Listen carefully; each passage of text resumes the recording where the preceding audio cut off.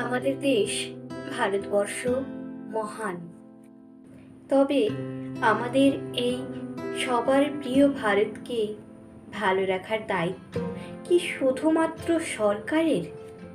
হ্যাঁ, মানছি সরকারের দায়বদ্ধতার মধ্যে পড়ে, তাই বলে কি পুরোপুরি? আমরা দিন দিন কেমন জানি একটা নিজেদের দায়িত্বের বাইরে এসে শুধুমাত্র একঘেয়েমিভাবে সরকারের ওপর দোষ চাপিয়ে দিচ্ছি।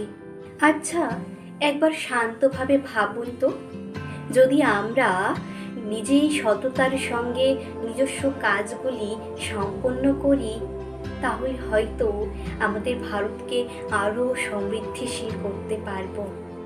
যেমনটা ধরুন, আমরা অহরহই বলে থাকি যে সরকারি বিদ্যালয়গুলিতে ঠিকমতো পঠন পাঠন হয় না, কিংবা সরকারি চিকিৎসালয়গুলোতে ঠিকমতো চিকিৎসা প্রদান করা হয় না।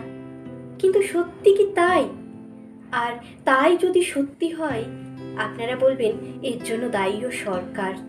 তবে আমি মনে করি সরকারের দোষের কথা পরে আসে। এক্ষেত্রে এক একজন ব্যক্তিত্বের দোষের কথাই আগে উঠে আসে। এটা শুধু একটা প্রফেশন বলেই নয়, বিভিন্ন প্রফেশনের ক্ষেত্রেই এইরকম আমরা হয়ে আসতে দেখেছি। তবে সবাই যে অসৎভাবে কাজ করেন তাও কিন্তু নয়।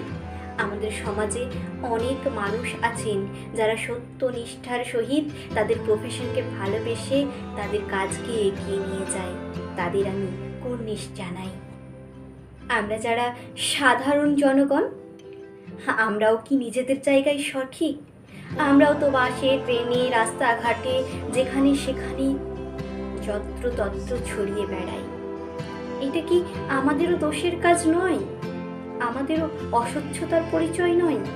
এছাড়াও আমরা গ্রামে গঞ্জে দেখতে পাই যে ছোট ছোট মেয়েগুলোকে শিক্ষিত করার আগে, সঠিক শিক্ষাদানের আগে তাদের বিয়ে দিয়ে দেওয়া হয়। আমরা কজন গিয়ে সেখানে রুখে দাঁড়াই?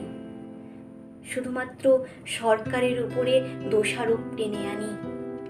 আসলে আমরাই মানুষ, আমরাই নেতামন্ত্রী, আমরাই সরকার। আমরা যদি নিজেরা নিজেদের ব্যক্তিত্বকে বজায় রাখতে পারি, নিজেকে সত্যনিষ্ঠার পথে এগিয়ে নিয়ে যেতে পারি, নিজেকে সৎ রাখার পাশাপাশি যদি আশেপাশের পরিবেশকে স্বচ্ছ রাখতে পারি, তাহলেই তো হবে আমাদের ভারতের কল্যাণ। তাহলেই তো হবে নতুনভাবে নতুন করে এক চমৎকারের উদ্ঘাটন।